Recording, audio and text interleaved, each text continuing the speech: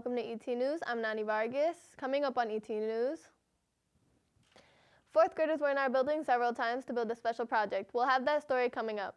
And we'll take a look at this month's CTE Spotlight. But first, famous children's author Leslie C. Youngblood came to Edison Tech earlier this month as part of Edison's 25 book campaign. During her presentation, she discusses her journey on becoming an author. She also gave out some useful advice to those looking to start a career in writing. Youngblood finished out her visit by having a book signing on her novel, Love Like Sky, which is now featured in different languages. Make sure to get your copy today. Shortly after the book signing, Dejon Jackson sat down with the Director of Youth Education at Writers and Books, Ms. Bittner Dawn, to talk about bringing Youngblood to Edison and the role the organization plays in educating youth.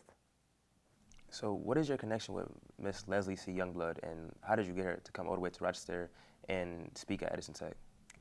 Great question. So at Writers and Books, we have been connected with Leslie even before her first book, Love Like Sky, was published. She was teaching programs for us for both youth and adults and leading discussions and workshops, and we have been following her writing and publishing journey carefully and thoughtfully, and have had many opportunities to interact with her and offer her some events and connect with her. So she is a local author here in Rochester. We're so fortunate. She has been in different parts of the country, Atlanta, one in particular that Nice. is reflected in her book as well. But for the past several years, she's been back here in Rochester. So we're so fortunate to have her right here in our hometown. So when folks from Edison reached out to me looking for authors who could come speak with students here at Edison, she was the first person I thought of, a perfect natural connection. That's good. So what is Writers and Books? Writers and Books is Rochester's literary center. So everything that you can imagine that relates to reading, to writing, to engaging with the idea of story and the power of story, we do it. So we do have a bookstore on site. We have our location is right in the neighborhood of the arts on University Avenue, but we also bring our programs out into the community. I oversee the youth programs at Writers and Books, so we run camps in the summer that are related to different book series and different creative opportunities for kids. And we also offer programs in the libraries, bringing programs to kids in their own neighborhood as well. And then we offer a wide range of programs for adults as well, bringing authors, local authors, as well as visiting authors from out of town, and lectures and workshops, and for people to engage with the written word, whether they're reading or they're writing. I just want to say thank you for coming out and speaking your piece on Writers and Books and Leslie C. Youngblood. Thanks so much for having me, DJ. Yes, Fourth graders from School 10 came to Edison to learn from the students in the Advertising and Design program how to use creative art design to convey their message about geological features in our area. With more on the story, here's TJ Walker. Edison students work with fourth grade students from Dr. Walter Cooper Academy, School Number 10, to teach them about layouts and designs. Miss Landon Gardner's juniors taught them how to use Adobe InDesign and how to communicate what they researched. The teachers from the elementary school had students do a special project which consisted of them doing research on geological features in Rochester parks.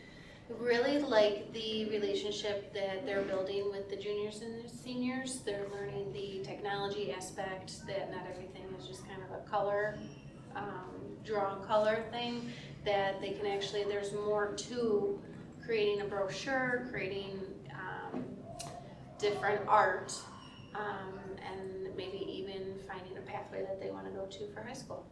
Juniors were with them every step of the way. Working with fourth graders definitely opened my mind and vocabulary, I guess you could say, with the advertising design, because even though I would do that stuff in class, it would make me pay more attention because I had to help younger students, and that helped me with what I had to do in class.